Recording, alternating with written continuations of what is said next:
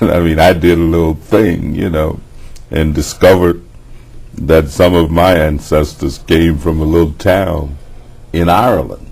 I mean, so, you know, there's diversity Right. in families and in groups. But we know the influence and the impact of slavery and what it did to a people, and we're still trying to overcome Right. those influences. Right. And let's look at some people are saying, well, this is a good idea, but it's not really what we need. They're saying that there should be more emphasis on keeping the male in the family, because, as you know, 40% of the black households are headed by a single person, a person that's single, I should say, be it male or female. Now, they're saying that the emphasis should be on keeping the male in the house, because if there's a loving male who has a job and working and being very supportive of the family, that the children have a tendency to do much better. So why wouldn't emphasis be placed on keeping families together rather than trying to give support, you know, in a situation where the male is out of the house? But I think it really is. As a matter of fact, you know, if the better job you've got, the more you feel like loving. I mean, okay, if you can't get a job, I'm sure it helps your attitude. I'm sure of that. Let me tell you, there used to be a song. Every morning about this time, she bring my breakfast to the bed a-crying, get a job. I said, when I read the paper, I read it through and through, trying to see if there is any work for me to do. Get a job. Get a job. And so this notion, the concept of being a man in many cultures is the idea that you can be self-sufficient, that you can take care of a family, that you have the resources, and it dates all the way back to what some of us were taught coming out of biblical expressions in terms of roles. It's the man's role to go out, or certainly it used to be, and bring in what you needed. It was the female's role to do something different. And of course those roles have changed, but I don't know anybody that really wants a mate that does not have a job. I'm saying there used to be a time when people would go out in the evening to taverns and lounges, and fellas were kind of aggressive, and they'd tell people where they worked, and, well, you know, I'm so and so and so, and I work at so and so, can I buy you a drink? Now, of course, that's reversed in many communities, where the fellas at the bar, if a lady comes in, they want to say, hey, look at this, say, what do you gig?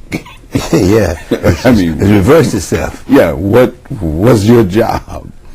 And of course, if the lady says she does not have a job, then the fellow is likely to say, well, you know, it was really nice meeting you. Says, I'll see you a little later on. I'm saying this business of having a job is so important that if you can't take care of yourself, oftentimes you don't feel good about yourself. That's it. And if you don't feel good about yourself, then you can't convey to children, you can't convey to a mate, you can't convey to the rest of society the self-worth that every person really ought to have. And so we've tried to build into this legislation assistance, and not that you're going to take care of anybody. You're going to help people know how to better help themselves. And if you don't have the skill, then sometimes it's an humbling experience for a full-grown man or a full-grown person to recognize that I just don't have the communication skills necessary. I need to go back to school. I need to go back and really learn how to read, write, add, multiply, and divide so that I can communicate effectively with the rest of society and then be able to extract from that society what it is that I need to be a whole individual, to be a whole person. And if we don't do that, then we're kidding ourselves about helping people. Let's look at the census, and I know you've been very involved in trying to give people a second chance, and I think that that's honorable, and you have moved in the right. Some agencies have now beginning to take another look at people, many times that folks that they wouldn't employ initially, but now looking at them again. I understand that the census is looking at people who've had some some encounter with the law, not on a major scale, but on a small scale many years ago, and now looking for an opportunity to work. Now I don't know in terms of how many, but the point is that let's talk a little bit about your second chance, because people do make mistakes. I know folks that came along with me in my time who really just got out there and made major mistakes in some instances. But you wouldn't call them bad people, no, right? No, we're not calling them bad people. I mean, you know them. Some are just minor mistakes, like anybody else. I mean, you know who they are, right? Well, that's the way many of these individuals are. As a matter of fact, we met just the other day, and I won't name the corporation right now, with the NAACP, the National NAACP, and a major corporation to talk about establishing a program where they would seriously consider hiring individuals with some criminal background. Right.